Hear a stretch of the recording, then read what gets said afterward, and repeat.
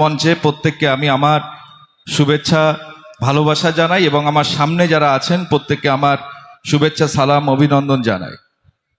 আমি বক্তব্য আজকে দেব না, হয়তো অনেকে বলবেন, অনেকে বলে যে কেন আপনি এখান থেকে ওখানে গেলেন।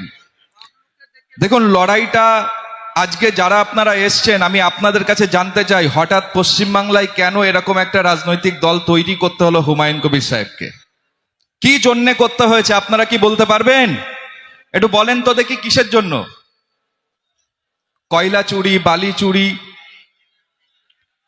এগুলো তো আছে, চাকরি চুরি, চাল চুরি সব আছে, কিন্তু আরো বড় কারণ হলো এই জেইউপি পার্টির সঙ্গে যারা মনে করছেন শুধু মুসলমান নামটা জুড়ে দেবেন, সংখ্যালঘু জুড়ে দেবেন, ভাববেন সংখ্যালঘু শুধু মুসলমান না, আরো সম্প্রদায় আছে, এসটি, এসসি, ওবিসি, প্রত্যেককে শেষ করা। মুর্শিদাবাদের মাটি থেকে আমি বলতে চাই যে এখান থেকে যত পরিযায়ী শ্রমিক বাইরে যায়, আমরা কলকাতার রাজপথে বলেছিলাম, দিদি যখন মার খাচ্ছে শ্রমিকগুলো, বাংলার ছেলে আপনি একটু কথা বলুন, ওনার জবান বন্ধ ছিল।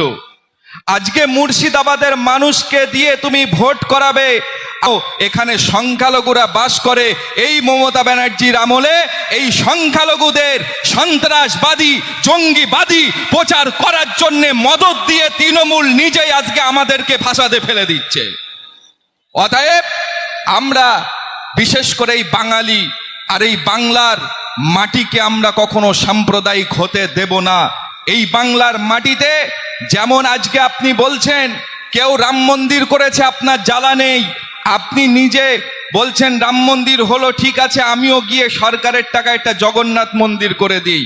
আরে পুজোর সময় 1,10,000, আমাদের আপত্তি নেই, কিন্তু আপনি যে গরুর দুধগুলো নেন, মনে হয় না যে পশ্চিমবাংলায় আমরাও ট্যাক্স দিই, ঈদের দিনে কেন আমরা 50,000 টাকা ঈদগাহ সাজাতে পাইনি?